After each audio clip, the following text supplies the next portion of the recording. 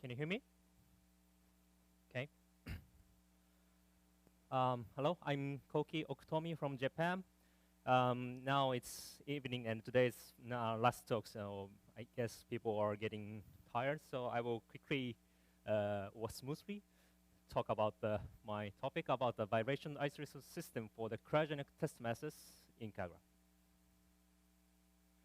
So my talk has mainly three topics. One is the first I will quickly overview the vibration isolation systems in KAGRA, and then this is my main topic. I will explain about the type A suspension, which is the as I said for the suspension for the cryogenic test masses, and I will introduce some topics of the suspension controls.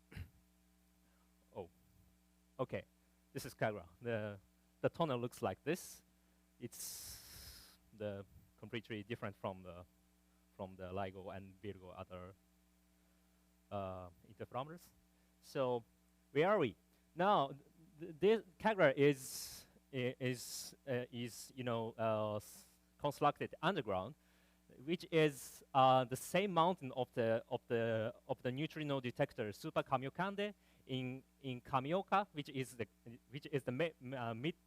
about the midpoint of the main island of Japan. Here is the office, and the entrance is like this. It is about 4 kilometers apart. So we must ride a car to get reach of at the entrance. So the KAGRA has has two main features. One is the underground, which has a smaller seismic noise, and the other one is a cryogenic, which with this topic is already discussed I think sufficiently in yesterday. So I will skip this. I will not mention about too much here. And this is the sensitivity of the KAGRA, design sensitivity of the KAGRA, which is not so different from the LIGO and Virgo. Sorry, I don't have the comparison between the ones in other detectors, but basically it's the same. And now after the basic lecture, you can understand that the vibration isolation system is an instrument to take care of this kind of noise, seismic noise. Yeah, of course, it can also deal other kind of noises, but the main topic is this. As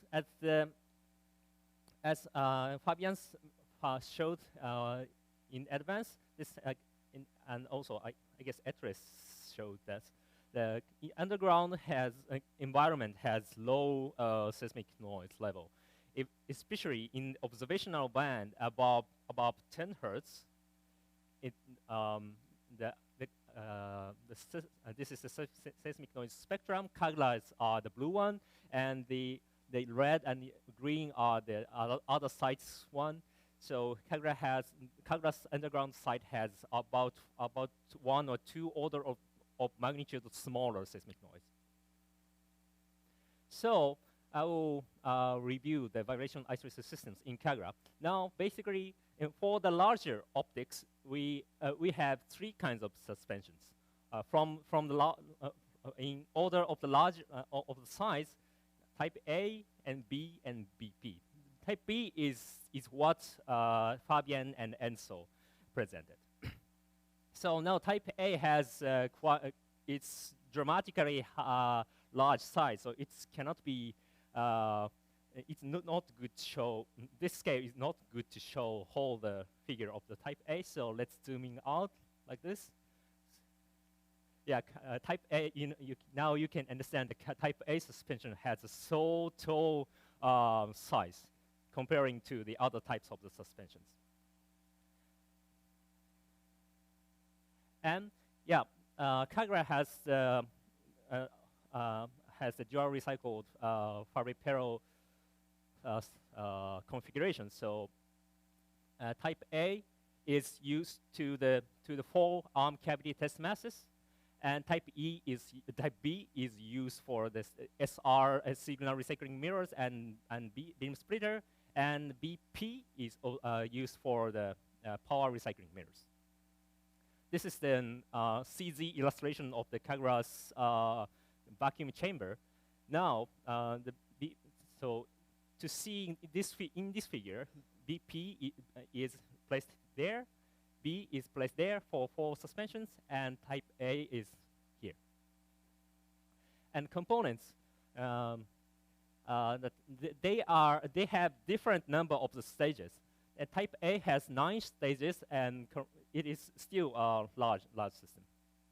And the features are like this. The type A has the embedded pendulum and gas filters. These are almost similar components, but the number of the gas filters are different from the one in type B suspension. And also, the one important feature is that the payload is in a cryogenic temperature. Okay, this is the design performance in the seismic noise attenuation.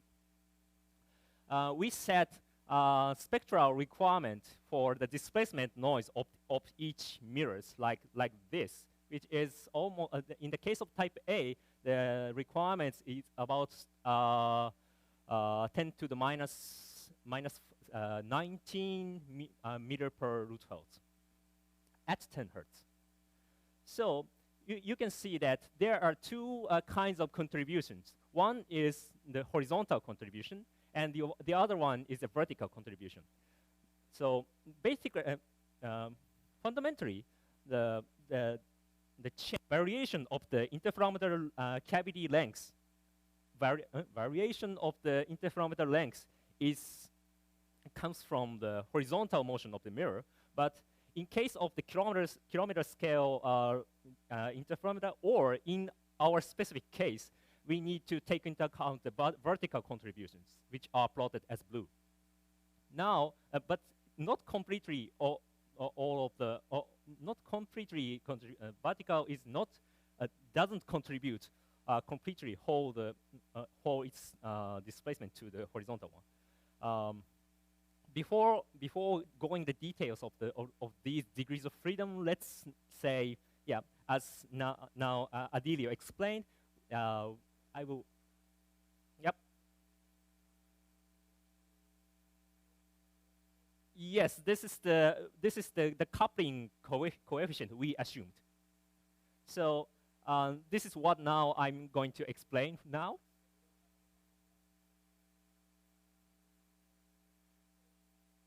This is already multiplied by 1%. Yeah. So this is the naming convention of the degrees of freedom which KAGRA Krieg uses. So when we regard the mirror as a rigid body, it has basically 6 degrees of freedom per each mass, and we use these names for the motion in longitudinal. Oh, sorry. Oh, no. Yep. You don't see anything, right?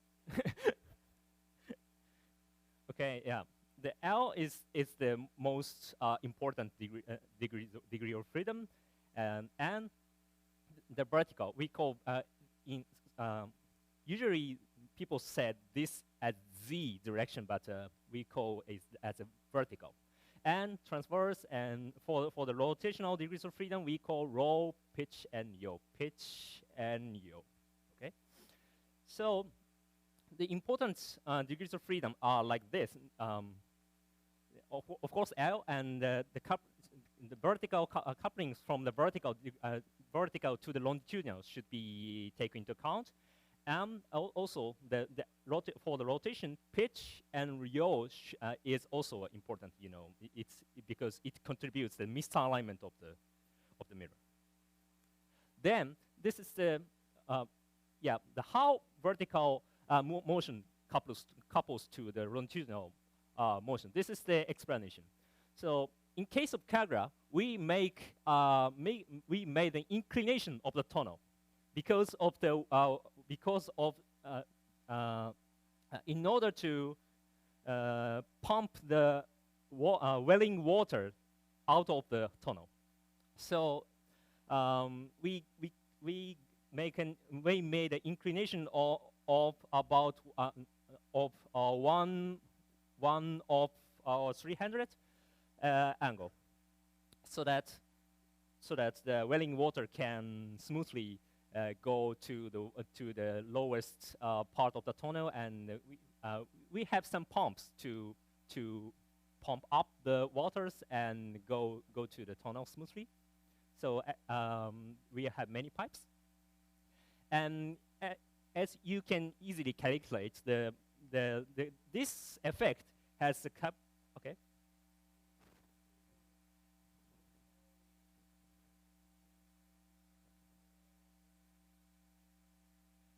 You mean the effect of the curvature of the Earth?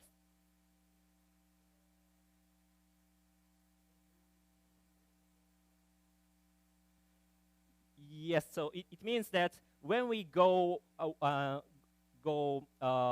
300 meter in arm length in arm direction, then the height gets 1 meter high. Yeah, so the arm length of the KAGRA is 3 kilometers, so each has the height difference of by 10 meters. Okay. So yeah, you can easily calculate that the coupling factor of this effect is precisely 0.3% from the vertical motion to the longitudinal motion. But we often uses 1% as an upper limit of this coupling effect. This value is used for the model calculation, which Fabian and Enzo presented, or such things.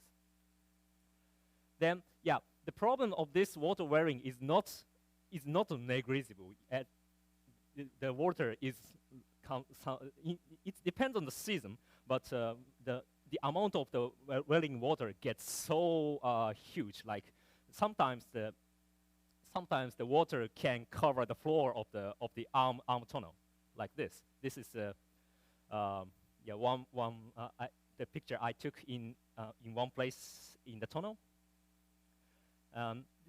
This is especially a big effect after in spring. It means melting water comes out from the under basement.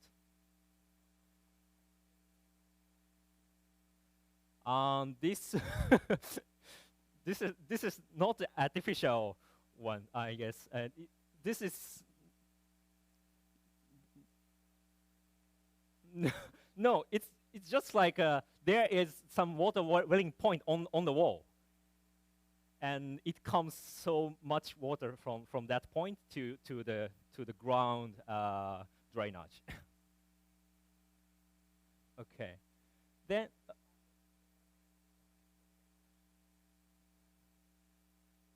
And in the in the front side of the Y arm. Yeah. Okay, from now on, I will explain about the type A suspension. As we see, it has a so large size. That height is 13.5 meter, and which has a ground on the top part. This is a ground, and going up a bit, and then the long suspension chain goes down to the bottom. So in the cross section, in viewing in the cross section of the tunnel, we have a KAGRA tunnel has two floors, and the grounds are placed at the second floor of the tunnel, and this is the beam line. So we can regard the type A suspension divide the type A suspension into two parts, as same as the type B suspension. The top part is called tower, which has basically the low frequency oscillator components, and yeah, as same as type B suspension, we have a pre-isolation system which is supported by the inverted pendulum legs here, and the mechanical filter chain, which has a geometric anti-spring chain of the geometric anti-spring, which is bent like this, and this UFO-like shape also has this kind of component inside. So seeing the actual pictures like this, from the top, the pre-isolator are placed like this on the chamber, and we have another point we can access, which is called the bottom filter, which is the last stage of the tower part. After this bottom filter, the payload is suspended. So, I guess some people think about how to access these three mid stages. It is a good question, and it is actually a problem. We cannot access these stages after installation. So if something wrong happens in these stages, the way we can take is to deal with it remotely or give up. Okay, moving on the cryogenic payload parts. This is the payload, roughly the illustration. Yeah, these properties are characteristics are already explained by Kazuhiro, I guess. So the part I should mention is that the mirror has a weight of about 22.5 kilograms. And it has heat link connections between the stages and also the cooling system. So this is also the CZ illustration of the cryogenic payload like this, which the surface of the cryogenic payload are black coated because in order to have a good radiation cooling. Yeah, this is cool.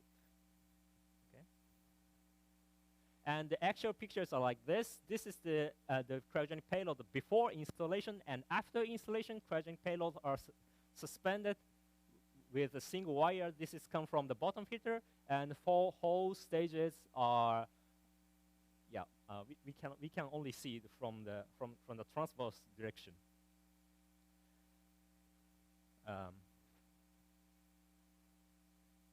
Okay. Yeah, this is the description of the components of the payload. We have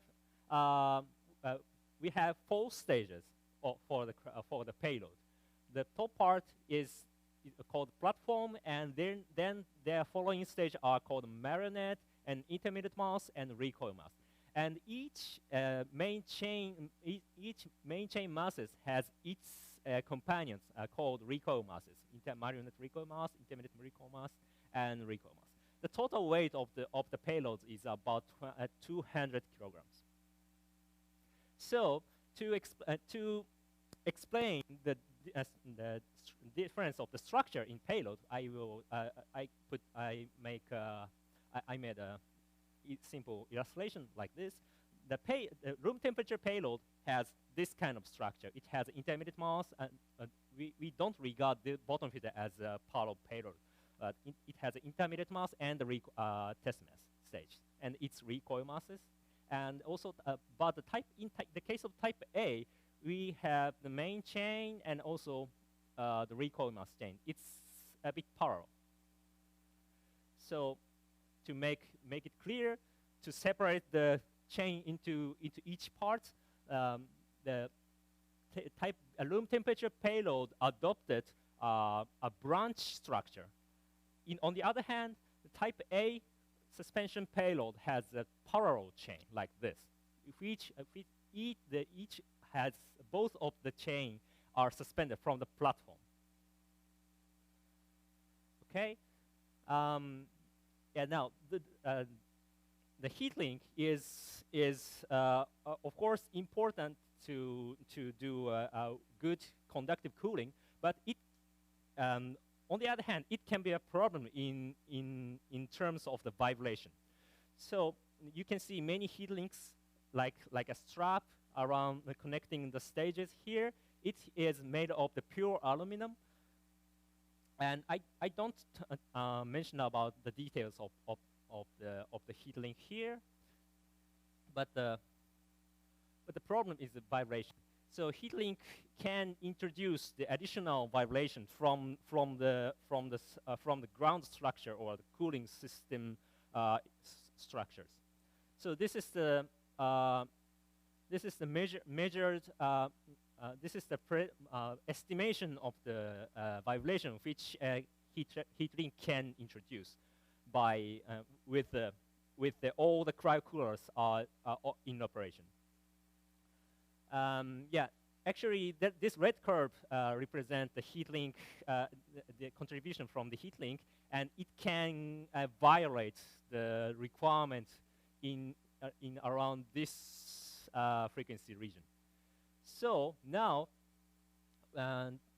to deal with this problem, we developed the heat link vibration isolation system, which is developed by the cryo colleagues, and the main person is Tomohiro Yamada in ICRO, which has a three-stage vibration isolation system, which is just connected.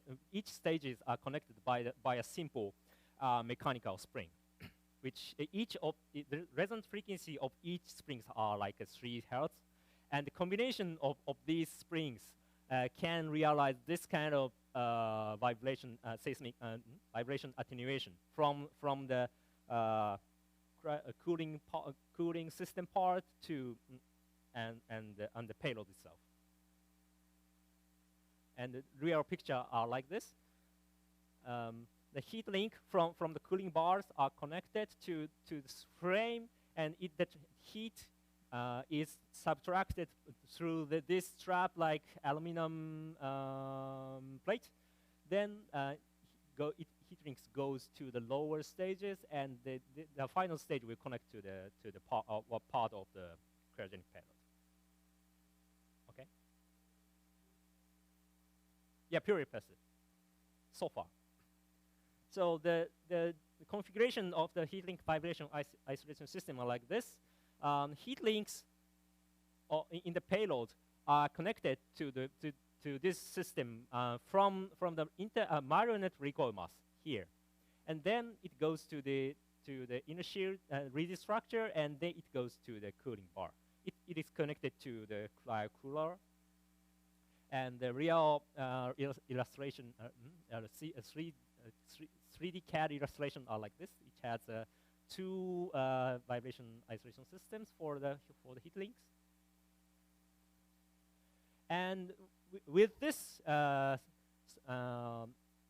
structure, we can realize the heat vibration introduction less than which satisfies the requirement of the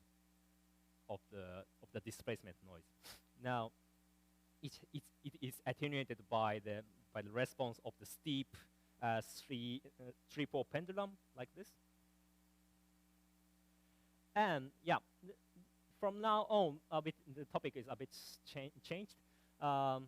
The role of the suspension, this role is not the motion of this role. I cannot say other things, but mainly the suspension has basically 2 roles. One is the seismic noise attenuation and in the observational band. The other one is the RMS motion reduction at the suspended stage, this value can be seen as we often show this RMS motion as a cumulative integration from the higher frequency to the lower frequency, because basically the lower frequency peak contributes much larger than the higher frequency peaks like this. So, and this is a kind of the quantity of the fluctuation in all frequency band.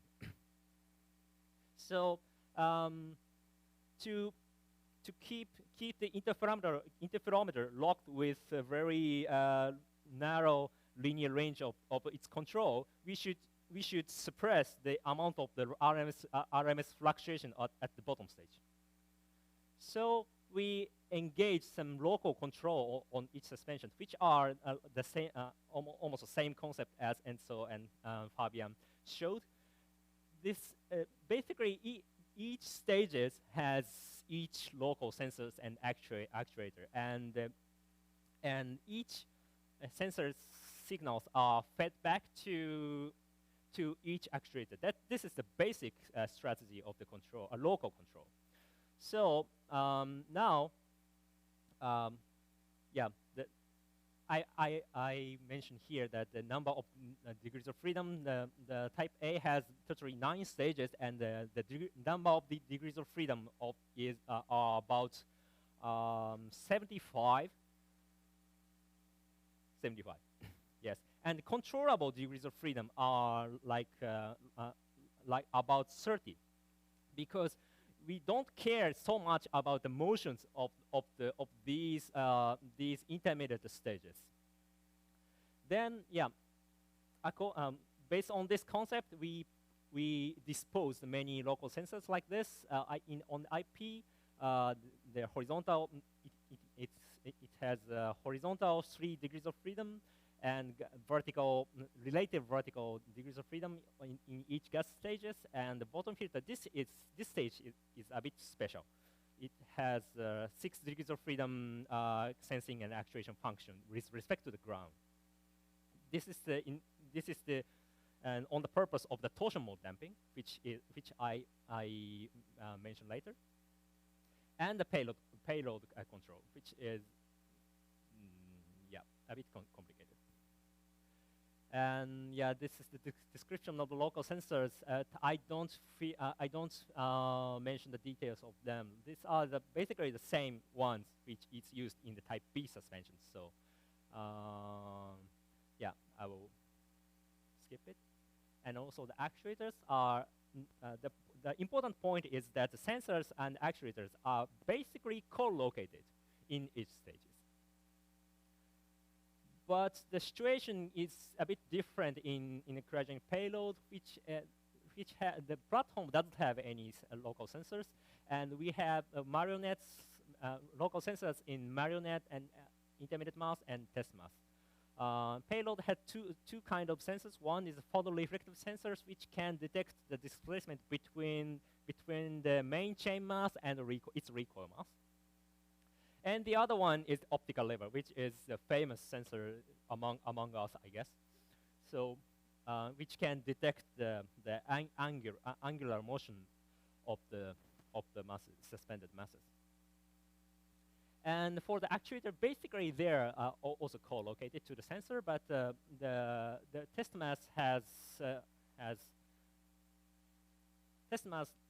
doesn't have the photoreflective sensor between the recoil mass and the test mass, but the actuation will be performed with respect to its recoil mass. Okay, from now on, I want to roughly show about the topics of the suspension control. First is the torsion mode damping, which is I think the Virgo suspension already addressed with this kind of problem, because of the long suspension chain connected with a single wire, the suspension chain behaves like a torsion pendulum with a very low resonance frequency. It is the lowest resonance frequency is about 20 millihertz. So once it kicked by some disturbance, the oscillations last so a long time, and the misalignment lasts in very long time. So that can be a problem. So we should somehow damp this torsion mode, and so this is why we implemented this the bottom filter sensing and actuation system. So the yaw mode is this motion, and the requirement for this control is basically described like this. The RMS motion is about less than 1 microrad, and the mode decay time is less than 60 seconds. And yeah, this is what I mentioned before. The bottom filter has 6 degrees of freedom sensing and control function with respect to the ground, or to say more concretely, with respect to the security frame like this, which has this kind of LVDT actuator integrated unit, which is basically inspired from the Virgo 7 LVDT, maybe. Yeah. Okay. Yes. So we uses this kind of control system. In this example, we uses this very simple damping filter. It goes proportional to the F. It means that the velocity damping. So, and the point is that this is angular control. So even using the sensing and actuation with respect to the ground, rotational components of the ground, it can be negligible. So we don't pay so much attention about the seismic noise reintroduction from this point. So yeah, the blue curve represents the suspension response, actually, which has a very low frequency resonant mode, which is about 20, and second mode and third mode like this. And the controller, we set this control like this, and after going up to the high frequency, it cuts off because not to introduce the sensing noise. And the resulted open loop transfer function is like this. Above this unity gain, it means that this peak and this peak and this peak, the control has a gain. It means that the control is effective. And the one other important thing is that the stability of this control, which should be evaluated by the phase at each unity gain frequency. In this case, here, and here. And basically, at this frequency, the phase should not be must not be around 180 degree. It means that the sign should be is negative. So in this case, it has enough resonant. It has enough phase merging around these frequencies, especially like this. So it's this loop it's solidified. And with this loop, this is the case this is the case without loop.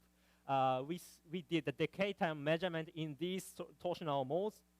We should do for all the eigenmodes as Enzo explained, but we did not time to finish that work. So this is just the result of only the rotational torsional modes. For the torsional mode, we excited each mode and measure the decaying time with fitting. And now, without the damping control, it has so long decay time like this. Yeah, it should be less than 60 seconds. So with that control loop, it can be successfully suppressed below that requirement. And in seeing the result in frequency domain, we can see some sharp peaks, which comes from the resonant peaks of that yaw mode. It is and applying the control, these peaks are successfully damped with and to the lead spectrum curve.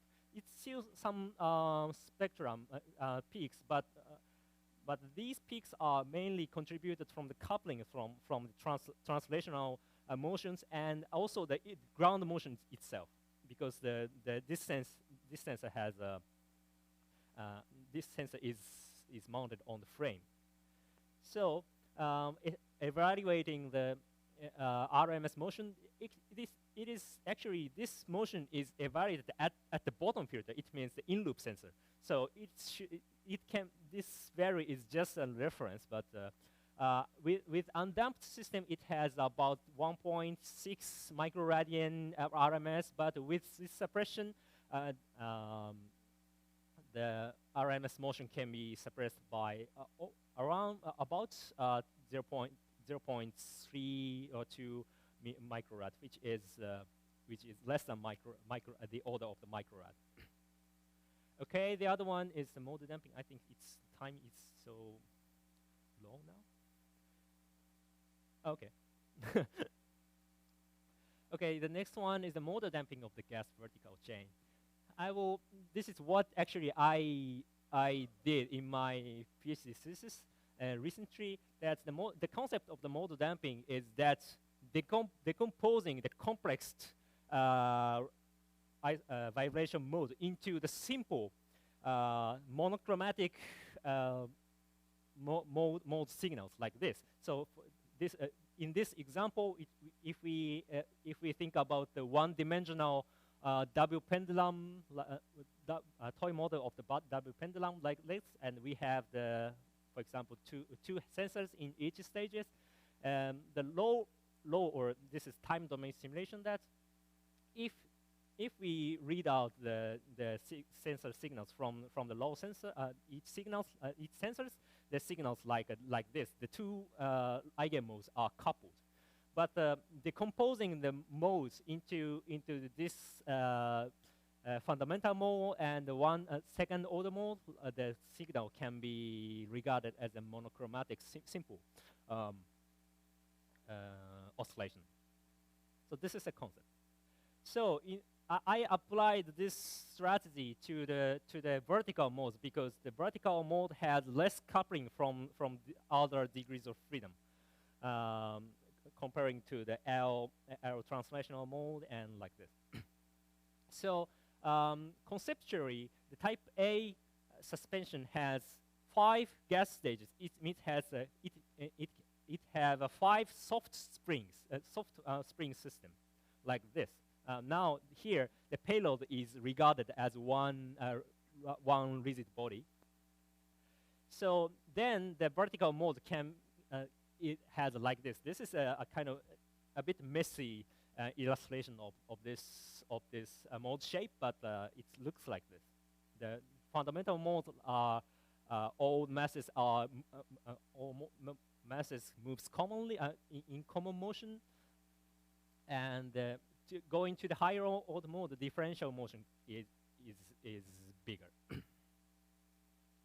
So with this concept, we could decompose this kind of complex frequency response of each gas stages into a set of the simple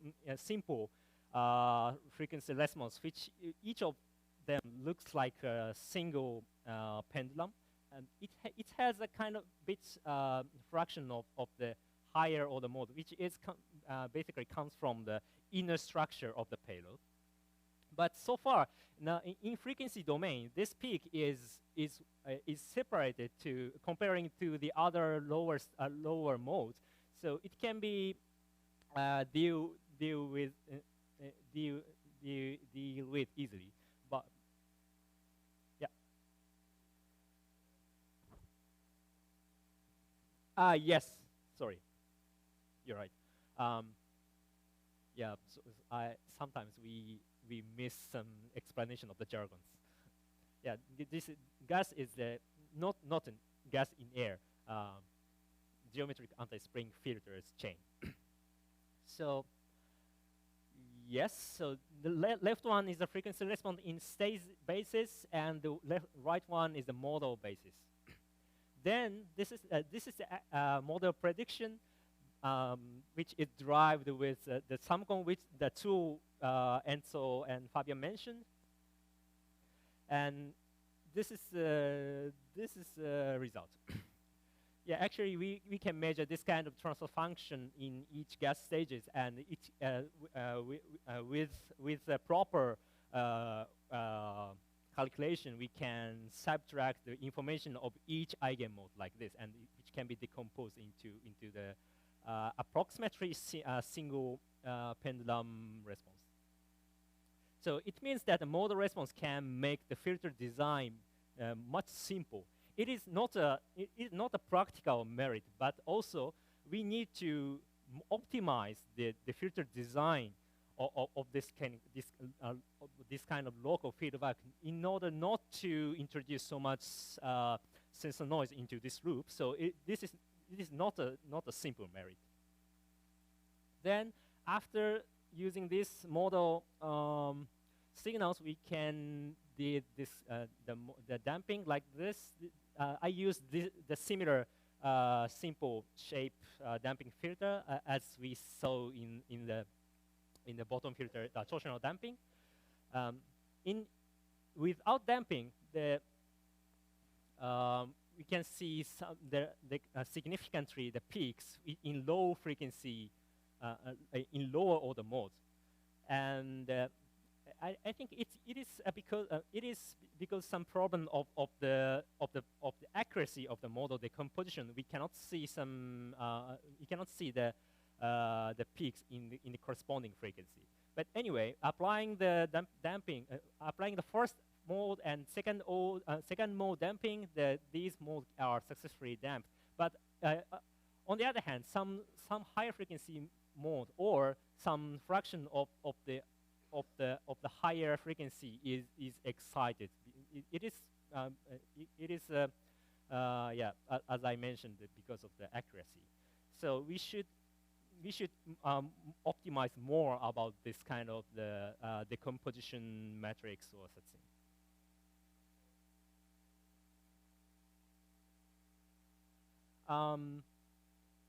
You mean the yes. For example, for the lowest mode, we apply the force to each actuator in this like this shape, and for the second order mode, we applied actuation force for these stages. The directions are same, and only the lowest spring we apply the opposite.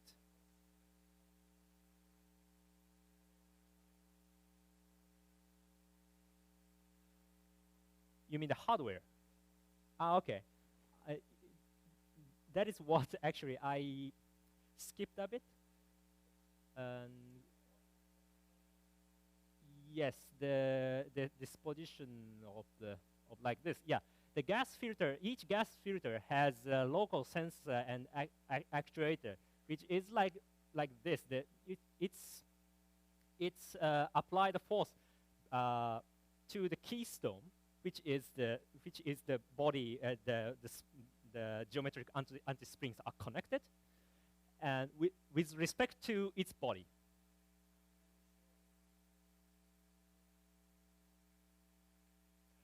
Yeah, that is one discussion point we should take care, because some fraction from of coupling from other degrees of freedom, it is not purely vertical, can affect the performance of this. Come on. Of this.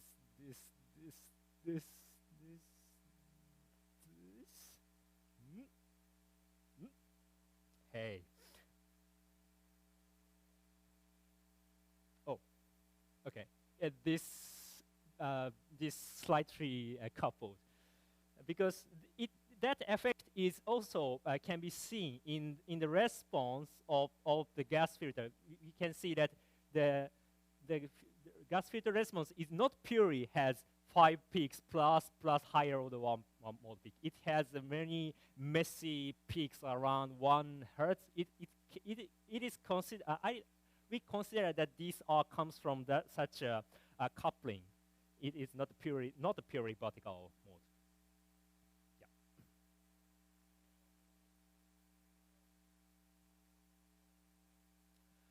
And a fishing rod is a motor which is not regarded as the actuator used in the real-time control. It just adjusts the static position of the keystone, and we don't have we are gonna not use that in the control. Just the adjustment of the height.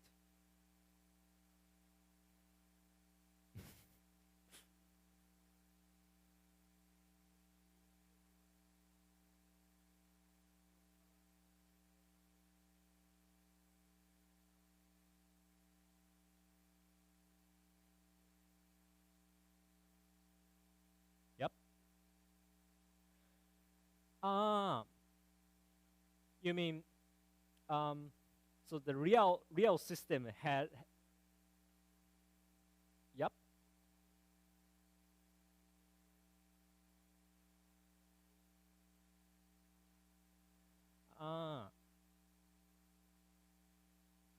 It's still effective to some extent, I guess. I didn't try. Here? Here? You mean? Yep.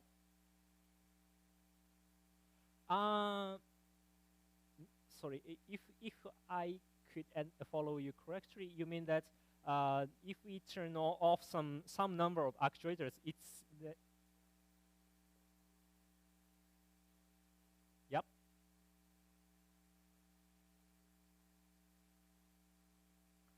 I think it caused the lowering of the actuation efficiency, because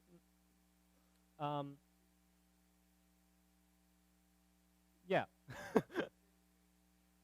Yes, it may work. So yeah, actually the concept of the modal damping is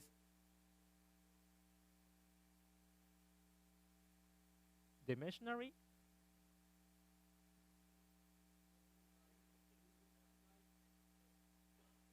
Yep. Yes, we did. Torque.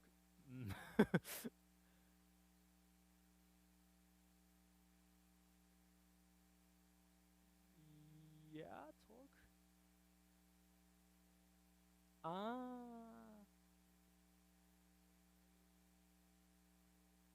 No.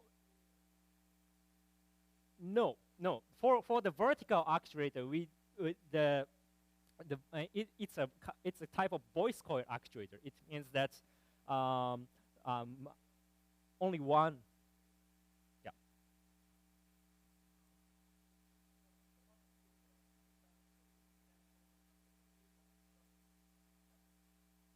Yes.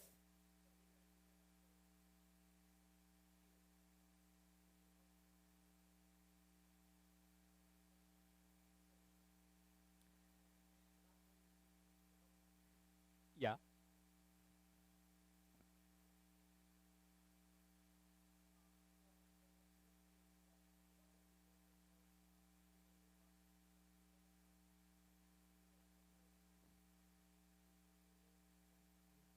Unroll, so we can minimize the coupling between the vertical and the horizontal degrees of freedom.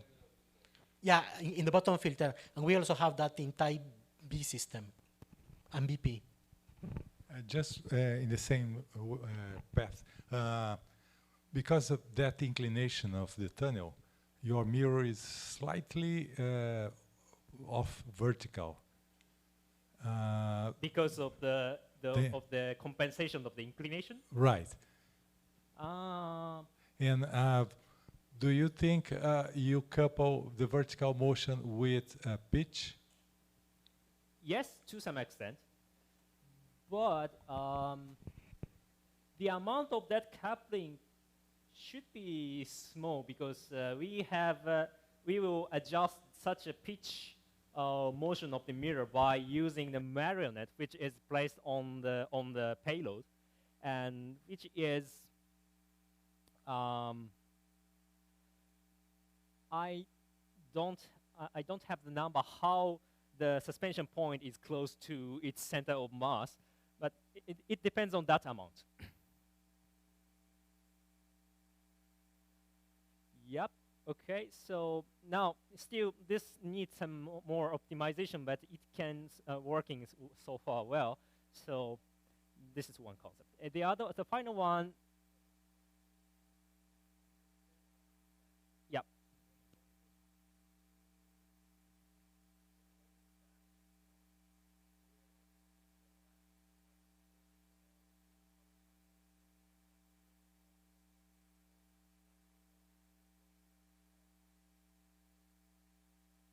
Yep.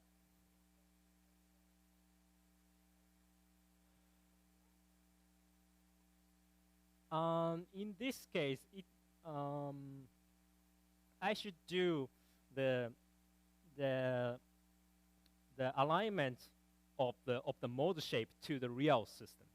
It means that initially the mode shape, which is shown like this, in this figure, each arrow has the same length, but the amount of the length of the arrow should be different. It depends on the mode shape. It is like if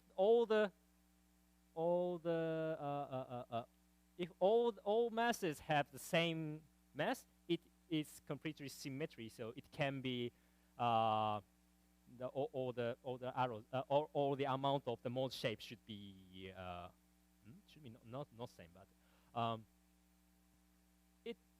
it depends on the mass distribution. So we should we initially derive the mode shape from the model, but the real system has a slightly different mass distribution and different distribution of the spring constant, which is basically determined by the tuning of the load on each gas. So for the mode shape of the higher order mode, the small fraction of mismatch of the stiffness distribution and mass distribution can be a large effect. So to do I mean the optimization is that to reduce the amount of the coupling in each mode. It means that still for the higher order mode, which has some number of peaks, and for the third order mode, it still has some fraction of peaks.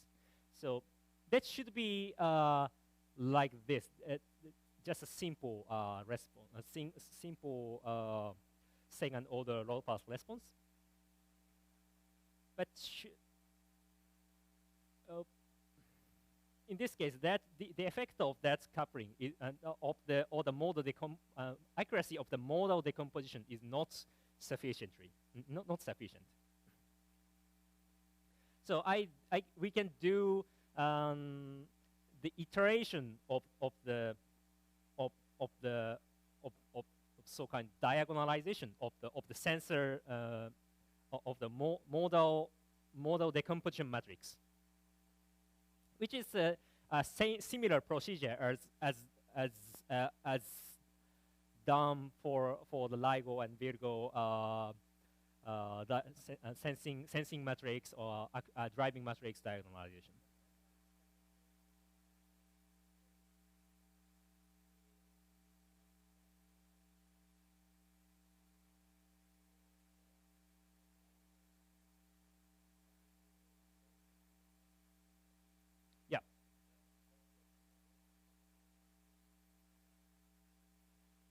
Yes.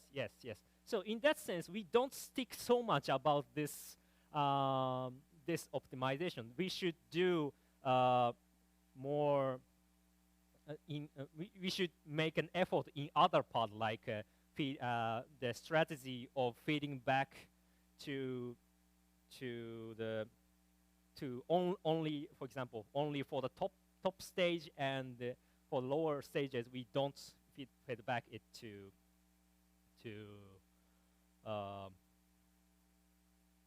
the model signal is not fed back to the lower stages. So to realize the lowest sensor noise contamination at the bottom stage. Yeah, that's you're right. That's the ultimate purpose.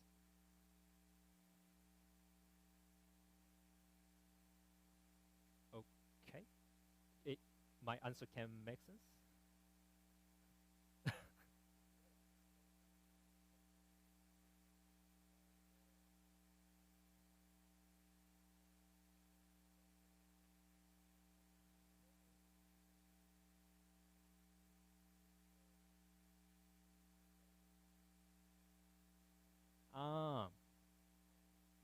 Yeah.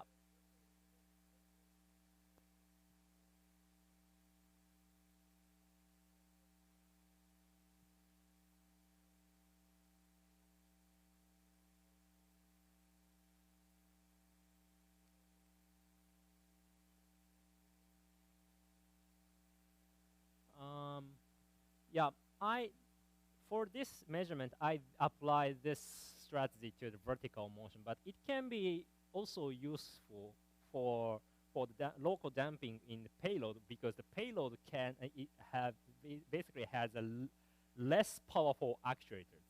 So to use that kind of actuator efficiently to damp a specific mode, we can do this strategy, I guess.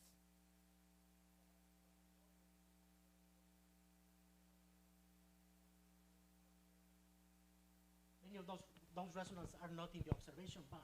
But if we want to have the interferometer stable, we have to control the interferometer at low frequencies as well. So we always need to do this. And I think your other question has to do with the coupling between the vertical and the longitudinal. So as he explained, we have been taking into account like 1% coupling between the vertical and horizontal. And 1/3 of that percent has to do with the 1/300.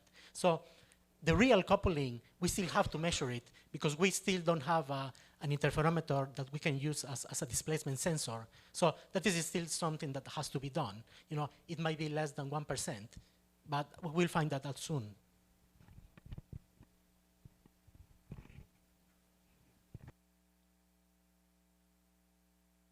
So now I guess my talk lasts so a long time, so I will.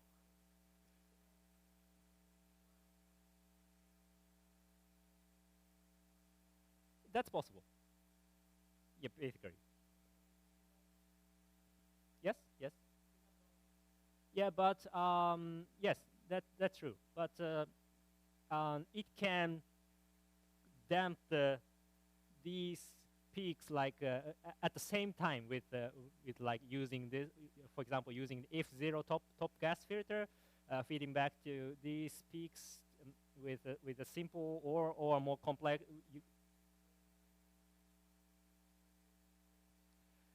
Better in terms of reducing the decay time, which is not RMS. Yes, like for example here. Yeah, it is because this is the lowest mode of the gas chain, because and the gas should have may sometimes have a low frequency after the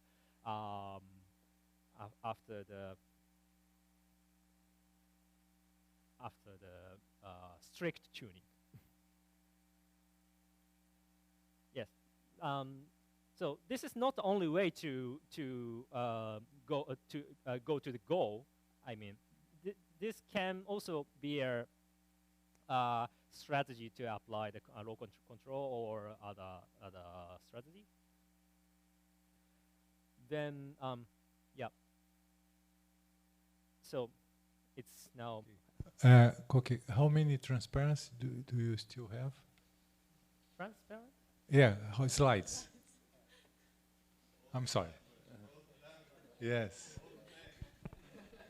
No, actually, slides for me is not also a good word for this, because there is no sliding just there. 4 or 5, and I will. No, I'm about to close. Ah, okay. Yeah, so I have the same feeling as you.